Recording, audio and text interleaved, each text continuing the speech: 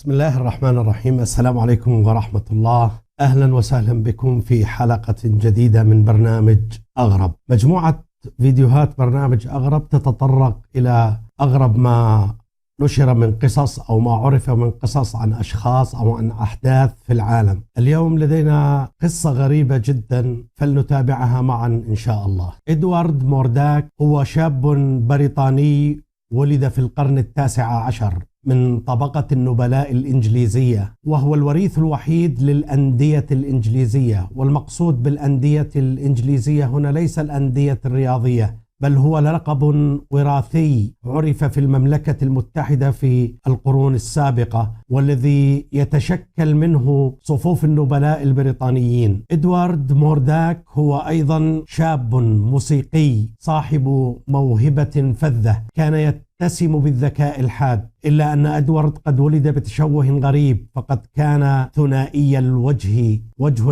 أمامي وهو أقرب ما يكون لوجه فتاة جميلة، بالإضافة إلى وجهه الآخر في خلفية رأسه، والذي تقول الرواية بأنه لم يكن جميلا. أما إدوارد فكان يقول أنه وجه شيطان. أما الصورة التي تشاهدونها فهي عبارة عن تصور لتمثال شمعي تصوره بعض الفنانين، لأنه لم يوجد صورة حقيقية لإدوارد مورداك. يصف الطبيب الذي كان يشرف على علاج إدوارد مورداك أن وجهه الأمامي مثل وجوه أميرات الأحلام، أما الوجه الآخر في الجهة الخلفية من رأسه كان وجها قبيحا لكنه ذكيا وطريفا، فقد كان يضحك عندما يبكي إدوارد مورداك، وكان يبكي عندما يضحك إدوارد، وكان دائما يحرك شفتاه، وكانت عينا وجهه الخلفي تلاحق زوار إدوارد، وتتحرك شفتان دون أن تصدر صوتا مسموعا، فلم يكن بإمكان أحد سماع ما كان يقول إلا إدوارد نفسه. كان إدوارد يقول: أقسم لكم كان يمنعني من النوم لأنه ثرثار ويهمس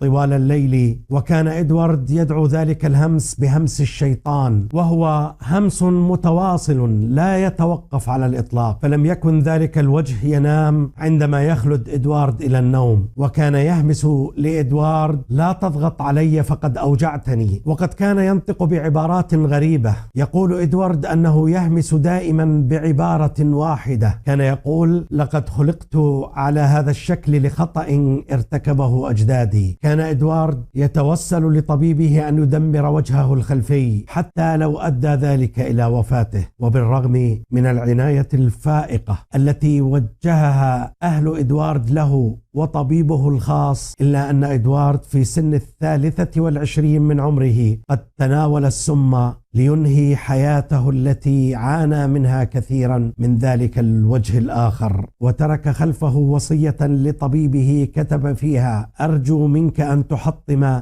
ذلك الوجه اللعين قبل أن تدفنوني، فلا يمكن أن أتصور أنني سأعيش حتى في قبري مع ذلك الوجه اللعين كما عشت معه طوال حياتي. هذه كانت قصة إدوارد مورداك، وهي أغرب تشوه عرفته البشرية، حيث كان الوجهان يختلفان عن بعضهما شكلا ومضمونا، وينطق كل وجه منهم خلاف ما كان ينطقه الآخر. إلى أن نلتقي في حلقة جديدة من حلقات برنامج أغرب. هذا سلام الله عليكم.